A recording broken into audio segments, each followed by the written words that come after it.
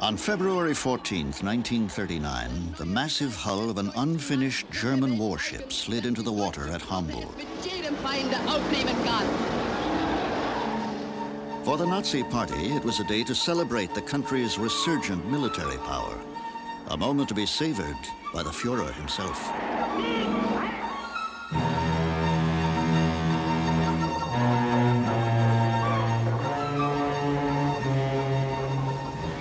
Two years later, the ship was finally ready for action.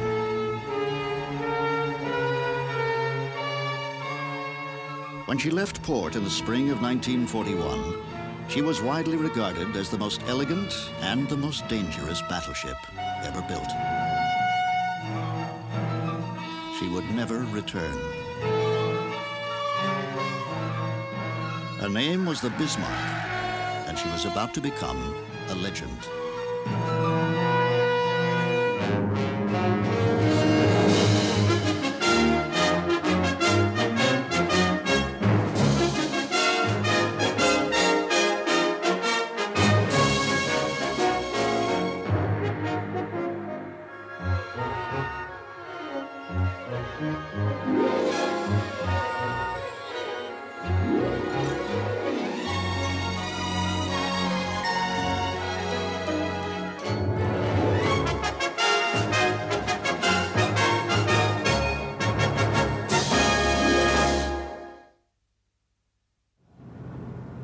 Summer 1988.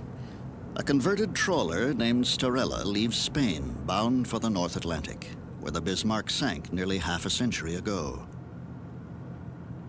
The story of what happened to the battleship during her brief moment on the world stage has captured the imagination of almost everyone who's heard it, including Bob Ballard, the man who found the Titanic. Now he's looking for the Bismarck. Come around to 153. 153. Ready, man? I knew the story of the Bismarck as a child. It was an elegant ship, a warship. It was very much like the Titanic in the sense it was on a maiden voyage. It had such a short life and a very exciting and violent life. I mean, it was alive for less than 2 weeks at sea. It's an exciting story. To find it gives you the opportunity to retell it to a new generation of people. Even before the search begins, Ballard is feeling the pressure. Well, if I don't find it, I'll be disappointed, obviously. So will a lot of other people. But it was sort of interesting on this one. When I did the Titanic, no one believed I would find it. Now no one believes I won't find the Bismarck, and I don't think I preferred when they didn't think I would find it.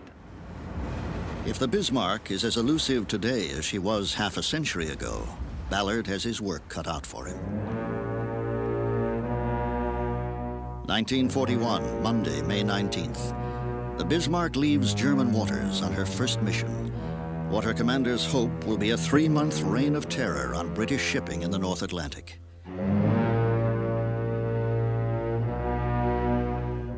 She is a monumental weapon, 1/6 of a mile long, displacing 53,000 tons.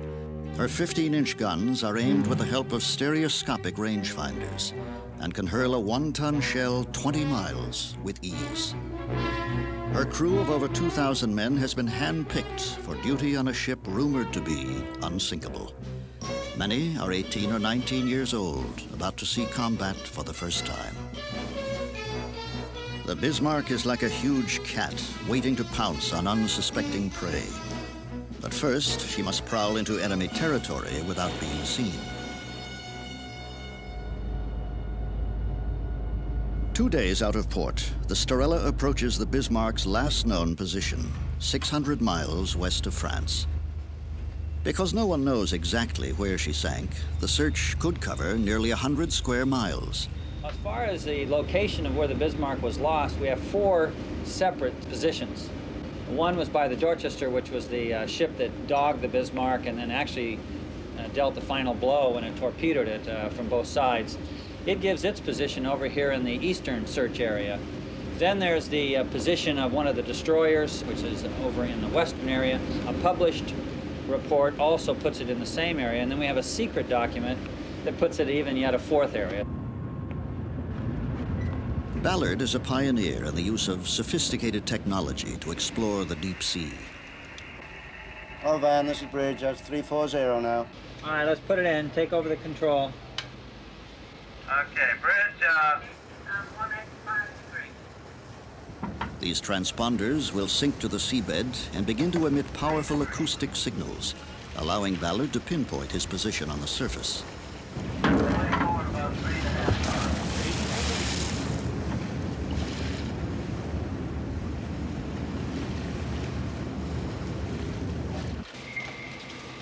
Sonar provides his first glimpse of the terrain lying 3 miles beneath the ship. So I should pick up bottom right here. Got a hell of a long ways to go. Looks pretty gruesome. Looks real gruesome. I don't know, the worst is looking like it's with us. It's horrible topography, huge mountains, solid rock, hand-to-hand combat. Where we dropped the first transponder, it was nice and flat.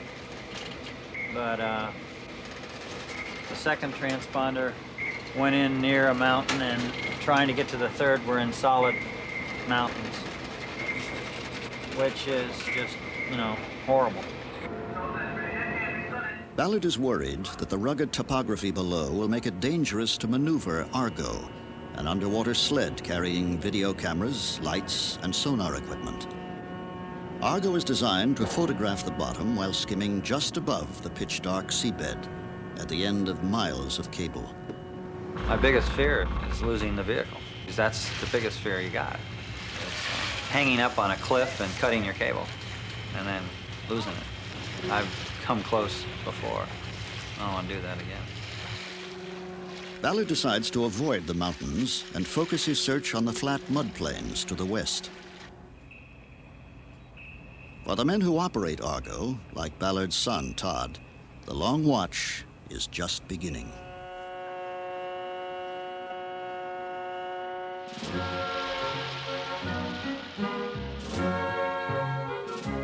(1941), Tuesday, May 20th. The Bismarck steams north and west through Danish waters. With her is a heavy cruiser, the Prince Eugen.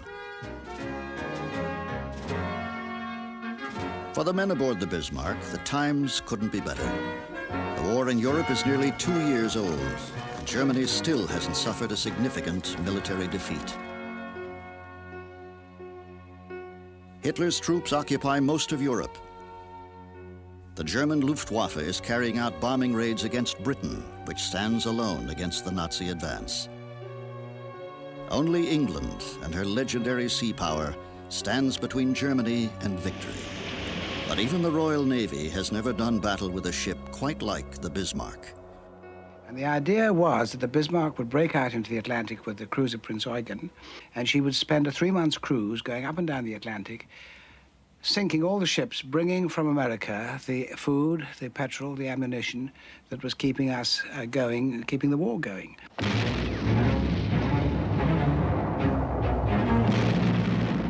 Although the United States won't enter the war for another 6 months, supply convoys from America are already being hit hard by the German Navy. If the Bismarck had got out onto the Atlantic sea routes, she could have done an enormous amount of damage. I think that if she had done that, she could have altered the course of the war. So it was very, very critical. She had to be sunk. But first, she has to be found. As far as British intelligence knows, the Bismarck is still safely in German waters, finishing her sea trials. In fact, she is already making her escape from the confined waters of the Baltic. The German plan is simple, bold, and risky. First, they hope to slip through the narrow waters off Sweden and Norway and break through to the North Sea. If the Bismarck hasn't been detected, it should be no problem to sail into the Atlantic, perhaps through the Denmark Strait. But the Bismarck is detected. On a sunny Wednesday afternoon, a British Spitfire snaps this photograph, showing the Bismarck nestled in a Norwegian fjord. The report that Bismarck is trying to break out is confirmed. Now, all the Royal Navy has to do is catch her.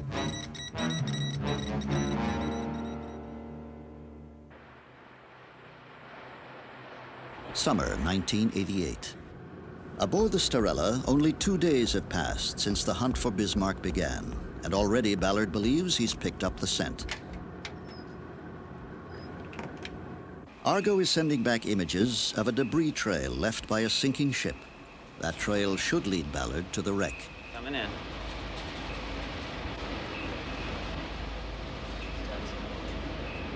Come up, Todd, to 20 meters. 20 meters. Something is buried here. There's something right there.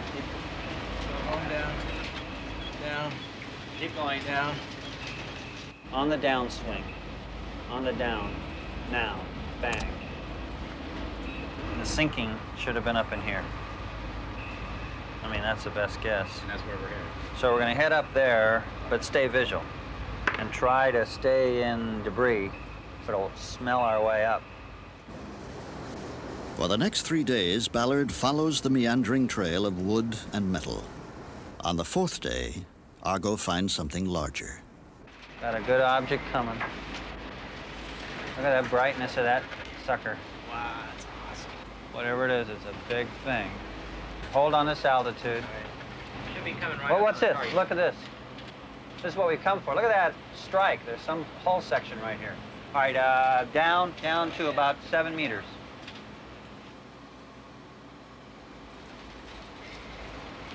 Yeah.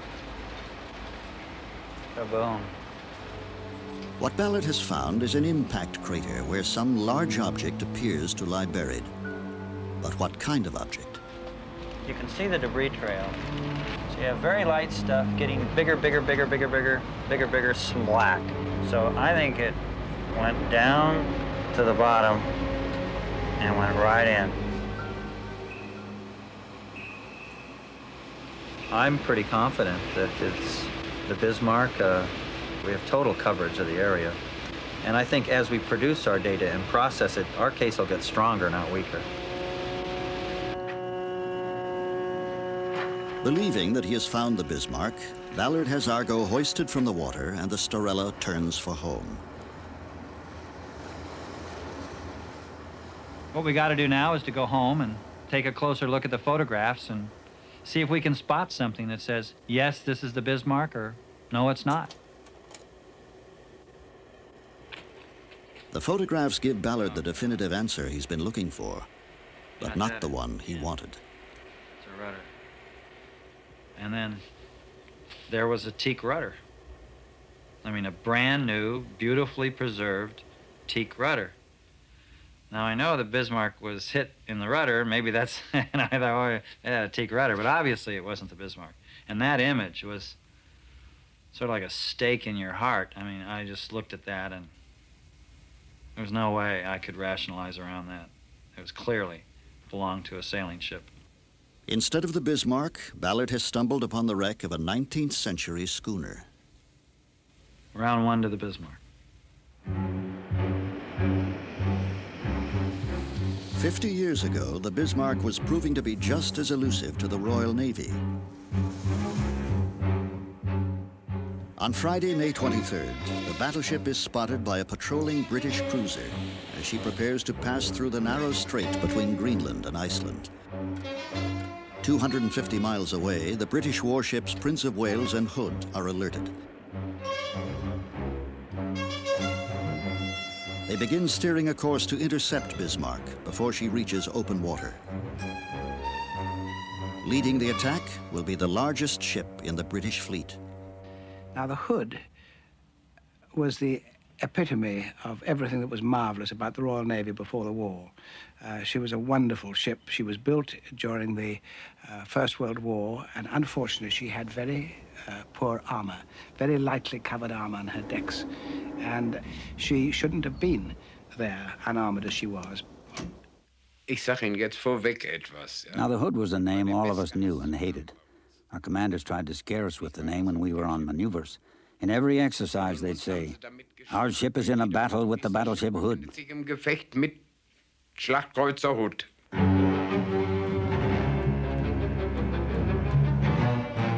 Saturday morning, May 24th. The two Titans spot each other. At a distance of about 14 miles, the Hood opens fire.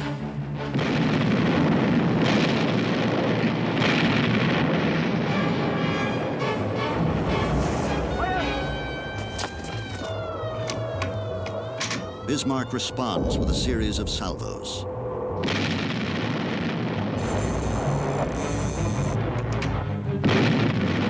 One of Bismarck's shells penetrates the Hood's thinly armored decks and ignites her aft powder magazines. The resulting firestorm rips the Hood in half. All I saw was a gigantic sheet of flame which shot round the front of the compass platform. And the ship started to list to starboard. We were all thrown off our feet. There was no order given to abandon ship. It wasn't necessary.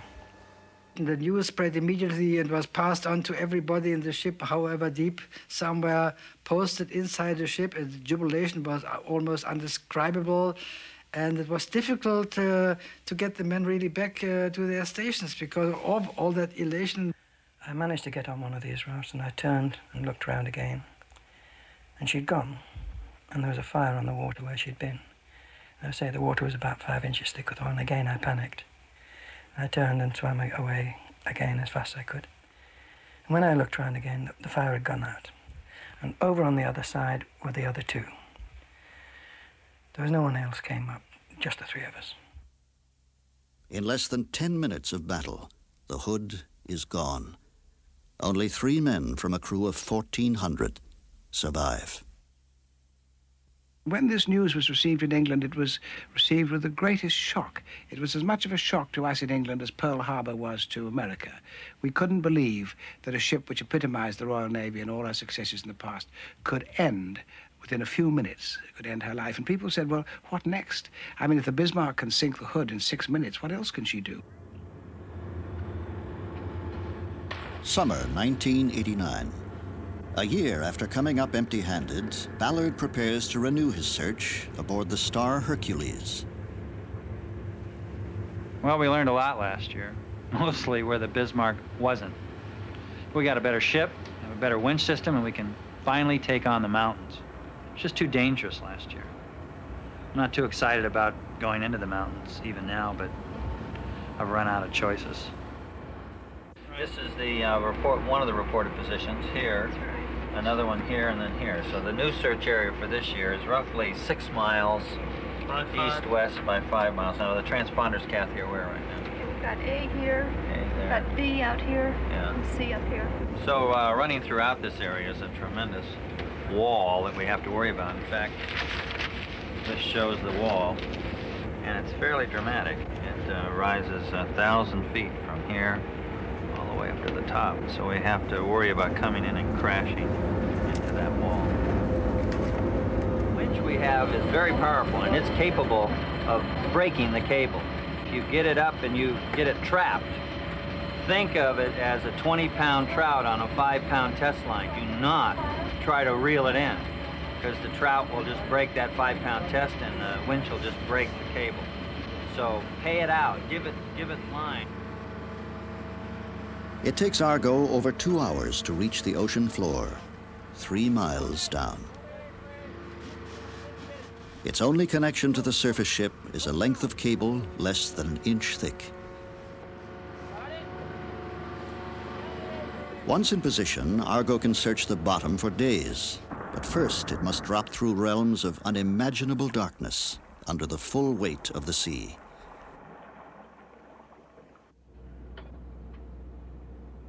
Although the sled performs flawlessly, the first week ends without Ballard finding any trace of the Bismarck.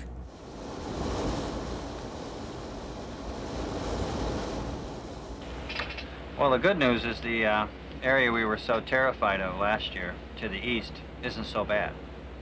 The bad news is we haven't found it. We've covered over 40 miles now along the bottom in an area of 30 square miles. And we haven't picked up any, other than mud and rocks. I mean, it's an interesting geologic feature, but That's not why I'm here.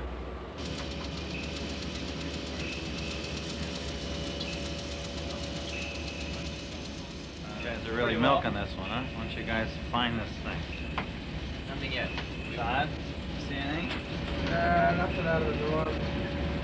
You almost want to throw trash over just to have something to look at. Anything's more fruitful than this. This is boring. Mud watching? I don't think the world realizes that most of the planet is mud. And I think I've looked at more mud than anyone else. Yeah, I think that's the worst part of any search, is just the boredom and hours and hours and hours of mud. And that's what I'm worried about, is fatigue setting in and people just going right by it and not seeing it.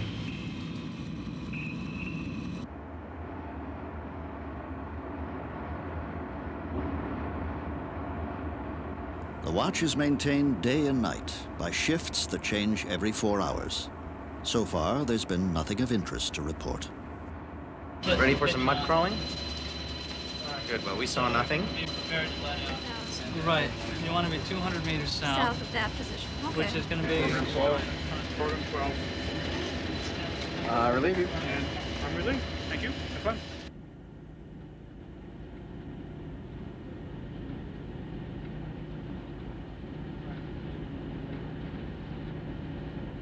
The area we're searching is quickly exceeding the size of the area we searched for the Titanic. So they were really evidently very busy shooting at one another and not very busy at being navigators, because the positions that have been issued so far, there's nothing there.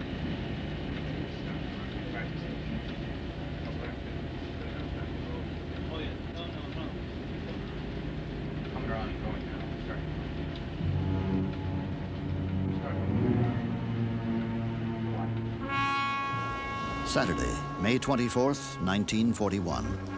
1 hour after sinking the Hood, the Bismarck's commanders decide to return the ship to occupied France to repair damage suffered in the battle. But Bismarck is being shadowed by 3 British warships, while another battle group moves into position for an ambush. Aboard the Bismarck, the officers decide the time is ripe to lose their pursuers. And then came this dramatic event in the middle of the night when the captain of the Bismarck put the wheel hard a starboard and did a tremendous loop right out to the west and right back, crossed his own track, crossed the track of the Prince of Wales and the cruisers that were following him, and disappeared. Bismarck's maneuver takes the British completely by surprise. While they search 100 miles to the north, the Bismarck sails closer and closer to safety. 31 hours pass as the distance between Bismarck and the ships frantically looking for her widens. Then, on Monday morning, there is a sudden change in the fortunes of war. A Catalina flying boat, cruising just below the low-hanging clouds, spots a dull black shape on the choppy seas. It is the Bismarck. She is less than a day's sail from the protection of Luftwaffe bombers stationed in France. Most of the British ships are well to the northwest, while others lie south, all too far away to catch up. Only one ship has a chance to slow the Bismarck down before she reaches port, the aircraft carrier Ark Royal.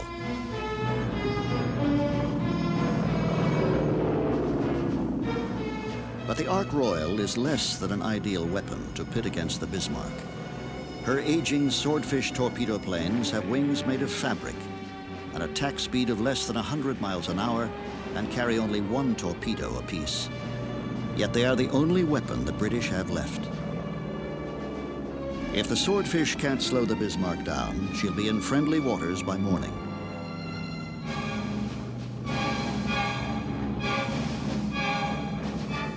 With night closing in, the tiny Swordfish race across the darkening skies. At 8:53 p.m., they spot the Bismarck and attack. Da kamen sie gegen Abend. They came in the evening, in the twilight. The sea was rough when we opened fire. We shot and shot, but what good did it do? We fired so much our gun barrels had to be cooled down.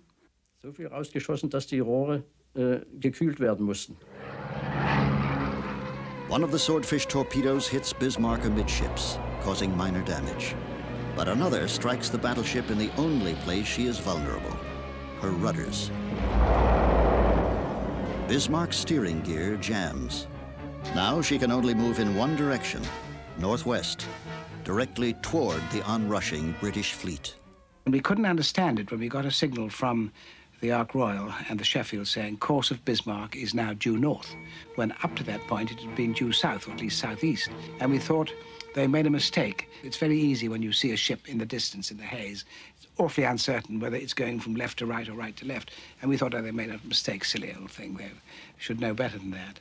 And then when it was repeated 2 or 3 times, we suddenly realized that the Bismarck had been delivered into our hands. Summer 1989. The Star Hercules has been crisscrossing the seabed for over 200 hours without finding a trace of wreckage. On the 9th day of the hunt, that begins to change. During the battle. No, it's just, this whole area is like someone really disrupted it. I mean, it's flat. We're just getting little snippets. There's some little stuff. Forward. Oops, look at that. Look at that right there. Forward. That's obviously man-made. No doubt about that. Light stuff. Look at that one off to the right look like on your guy. It wasn't a shadow. Yeah, but it could be an impact crater. Could be. We came in on the debris about 17 hours ago. And we found a big section of wreckage. And we got burnt last year, and we don't want to repeat that. We want a definitive, you know, Bismarck, okay? We're not getting it, and it's frustrating. It takes hours and hours and hours, and I haven't slept for 17 hours, and I'm getting tired. The trail of clues on the ocean floor is tantalizingly human. A boot. A lantern torn from a sinking ship. But was it the Bismarck?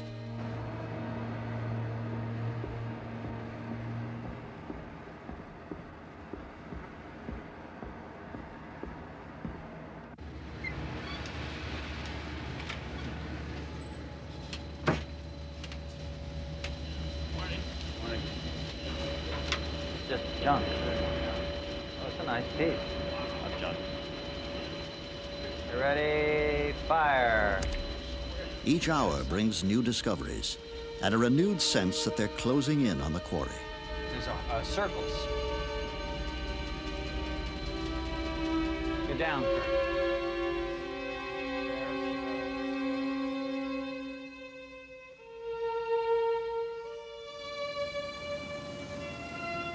Yet nothing they have found can positively be linked to the Bismarck until just before midnight, when Argo passes over what appears to be part of a turret that once housed Bismarck's 15-inch guns.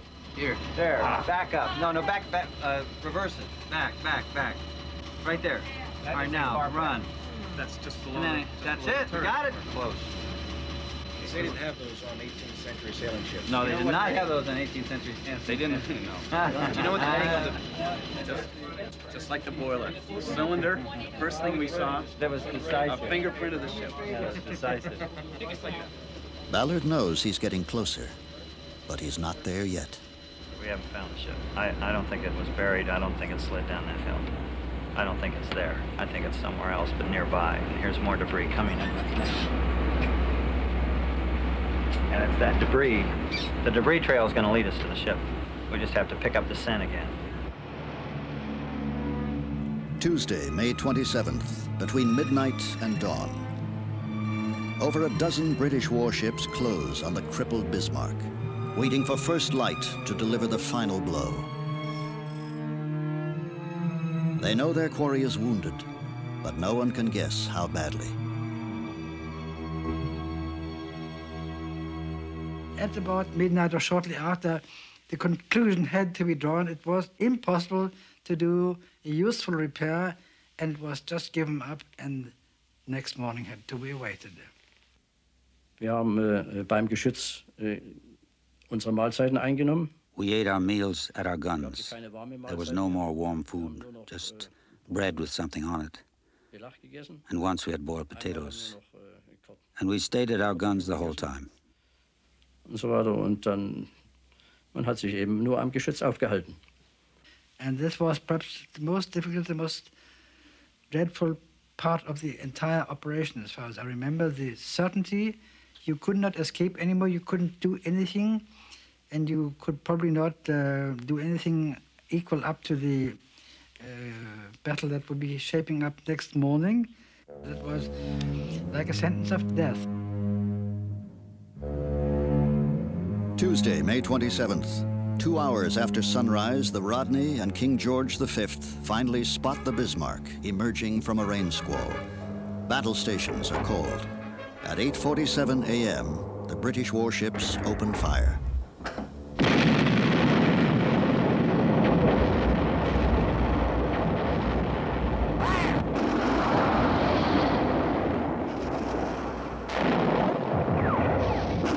The thing that struck me when the battle started was all the color contrasts. The Bismarck was black, the British ships were gray, the seas were green with the wind creaming the tops, sort of creamy tops. There was the brown of the cordite. When the guns fired on both sides, there was these brown puffs of cordite smoke.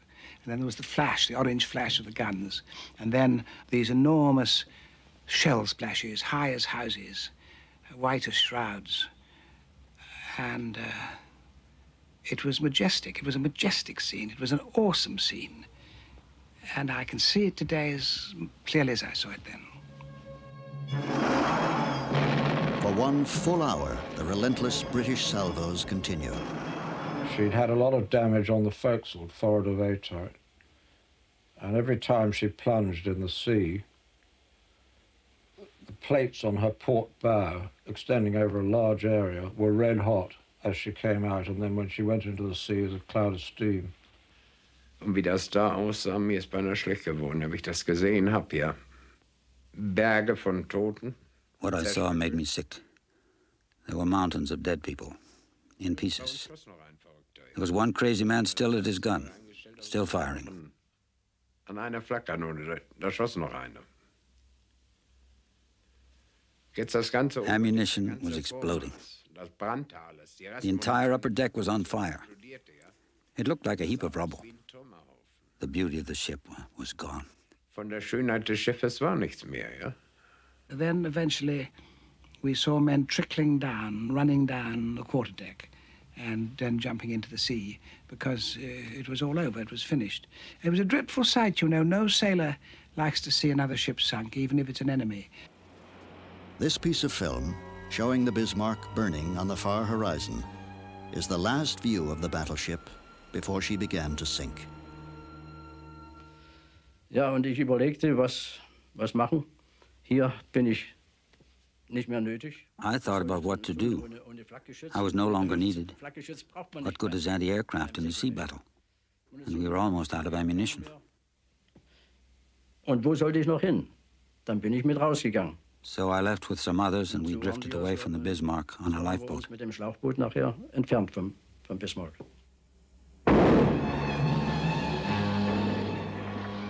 The Admiral decided the only way to sink her was to torpedo her. So we went in close and fired our torpedoes. And then we watched her sink.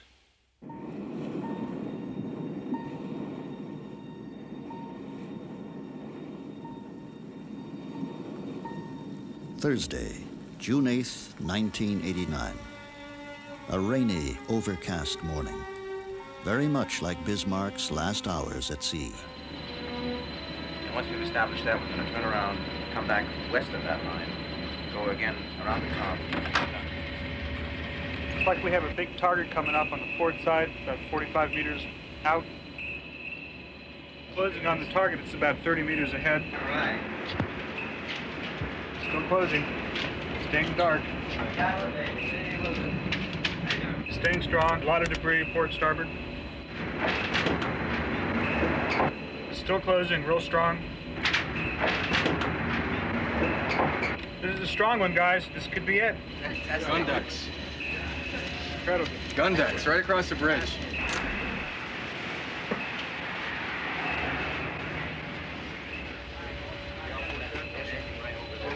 Look at that baby. Yeah, the bridge is gone. Again? We got it, huh? It was in that crater. And it just kept right across the middle. You couldn't ask for anything better. I tell you, absolutely amazing. So it's 100 meters further than what we were. Well, I guess you want to throw the trash. All right.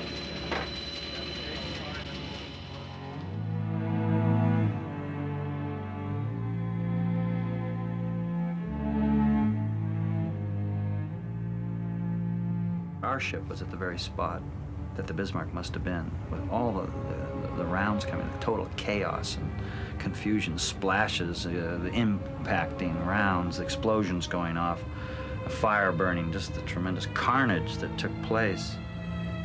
And then to realize that the ship sank, and then there were all these people in the water around you. You could almost see them swimming in this churning sea full of oil, and I relate to that as a seaman. How awful that would be.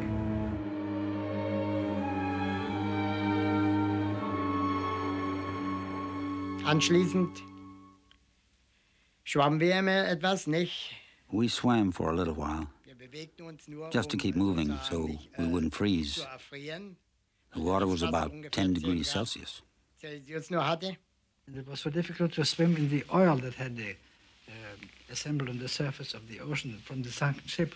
It penetrated in our faces and ears. It was terrible and made everything most difficult. We were ordered to go and rescue them in the ship I was in. So we came up slowly to them and tried to pull them up the ship's side on ropes. I remember a story that spread right away on the Dorsetshire. A British seaman saw a German sailor who had no arms, trying to swim. So he climbed down into the sea and fastened a rope around the man's body. I reached one of the ropes to help them pull this survivor up, and then we noticed that he had both his arms shot off and was holding the rope with his teeth. And he fell off just as we got him to the upper deck. And I went over the side to tie a bowline round him, so I did that. Then I lost him. For those of us on the Dorsetshire, the name Joe Brooks means something. Our government should give that man a medal for humaneness.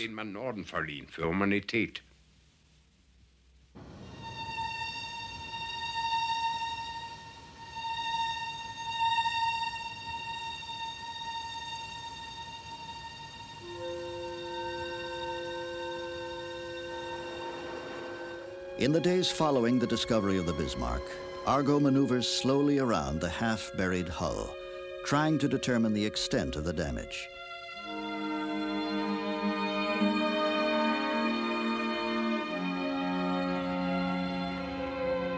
Well, I think any time you retell a story, particularly World War II, people learn from it. I mean, the futileness of it, the stupidity of it, the wastefulness of it.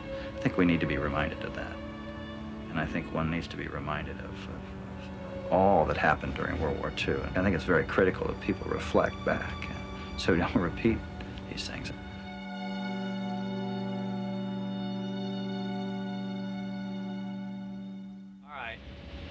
All right, Martin, sequence through. Okay, what's it? Stop, what's that? Looks like all right, down, look. It's like it's a swastika, look at it. Is it a swastika? It's a cross. A cross? No, it's not a cross. Oh, you can see the lower right. It is lower a leg. swastika. That's a swastika. It's a swastika. It's a swastika, yeah. Some of part of it's covered up by the sediment, and the other part is chopped off. All right, down, look. Möge die begleitende eibliche Handlungen auf den glückhaften Fahrten im Frieden, möge aber, wenn es sehr notwendig sein sollte, Ihnen meinen voranleuchten in den Stunden schwerster Pflichterfüllung. Mit diesem heißen Wunsch begrüßt das deutsche Volk sein neues Schlachtschiff Bismarck.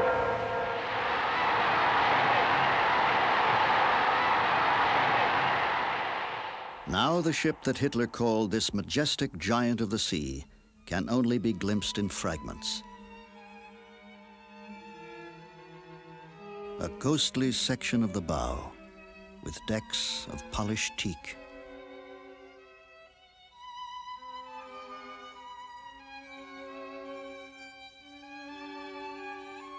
Bismarck's 15-inch guns, once held in place by their own weight, fell free when she rolled underwater.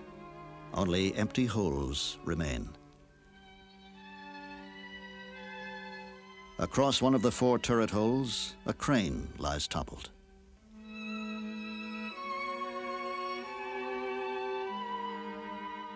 Much of the forward superstructure was destroyed, but the open bridge and conning tower still remain.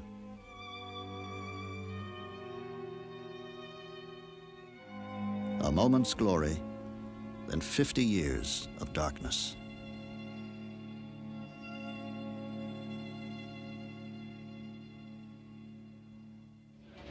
We got it all. I mean, there's absolutely no, the whole ship is here. We're missing, it looks like, all the big turrets, but almost all the other armament is present on the ship. We're only missing the big Although guns. the 4 main turrets are gone, Bismarck's smaller guns remain in place, as if still menacing the sea. That's gone.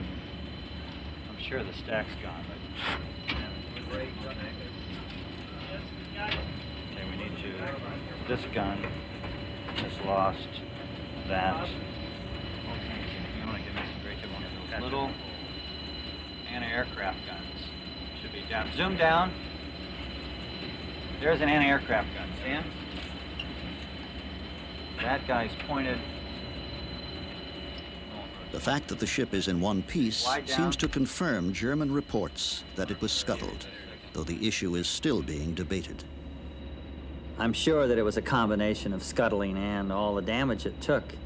And I just find it difficult to understand why they're so concerned about it. And I guess it boils down to pride. Germans wanting to be proud that the British couldn't sink it, and the British wanting to be proud that they could. I'm just shocked that there's hardly that much apparent damage other than the loss of those 4 turrets, the loss of some of the superstructure. I thought it was going to be an awful sight, and it's strangely beautiful. Yes, just sitting upright, proud.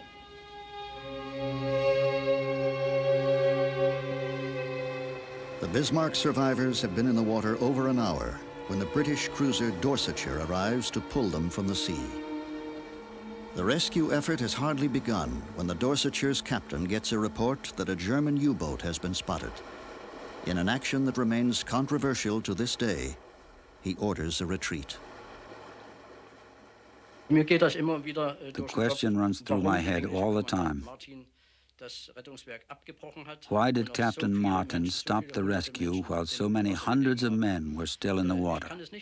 I can only interpret it as an act of revenge for what happened to the Hood, which sank with all her crew except for the 3 men who were rescued.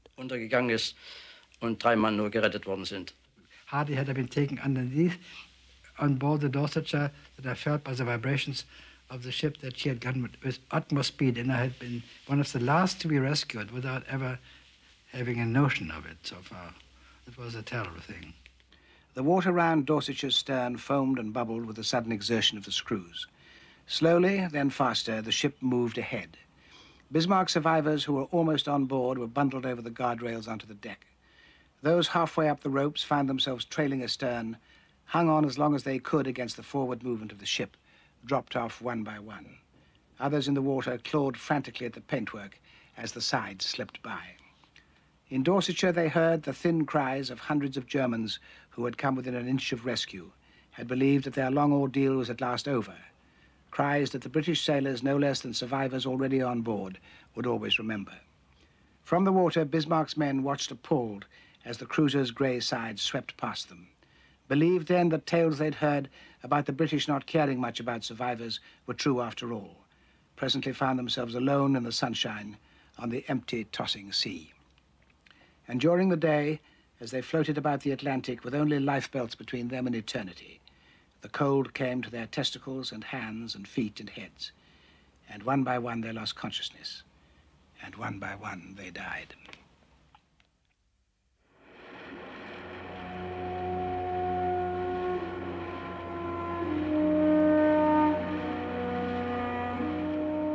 One of the German sailors rescued by the Dorsetshire dies the following day and is buried at sea. The chaplain was there with some British crewmen, and we stood across from them, face to face, just staring at each other, not sure what was happening. Der Kommandant hat gesprochen. Das militärische Signal, ich glaube, es war der... Then we heard a military signal, and I realized it was a funeral for my friend. Und dann hat sich einer von meinen Kameraden eine Mundharmonika geliehen. Und one of us borrowed a harmonica and played Ich hatte einen Kamerad. I once had a comrade. The British had tears in their eyes, just like us. He had stood next to me. He had marched by my side. Er stand an meiner Seite, ja. Das war er nennt die auch nicht. Er ging an meiner Seite. Ja.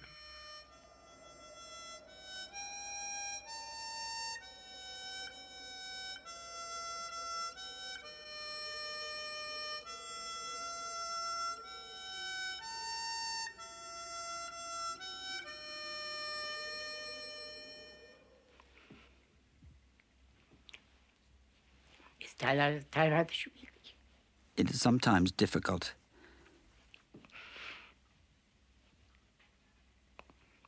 Wenn man immer wieder daran erinnert wird. To be reminded all the time. Die können vielleicht das nicht verstehen, aber it's hard to explain. einen Teil freut man sich und auf der anderen Seite On one hand, you're glad you survived. wird man immer wieder in die Vergangenheit reingerissen. But then you are pulled back into the past again.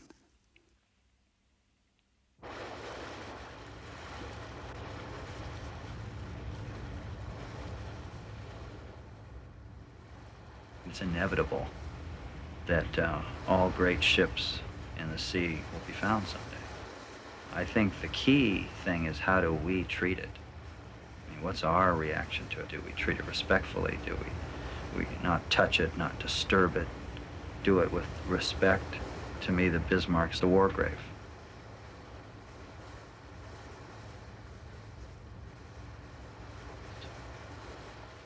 Chase and Sinking of the Bismarck was without doubt one of the great sea epics of all time. And it was because of the changing fortunes of either side. It was this great, vast, huge monster come out of its lair, and then in a flash it sinks the big British monster. Disappears. We look for it. We can't find it.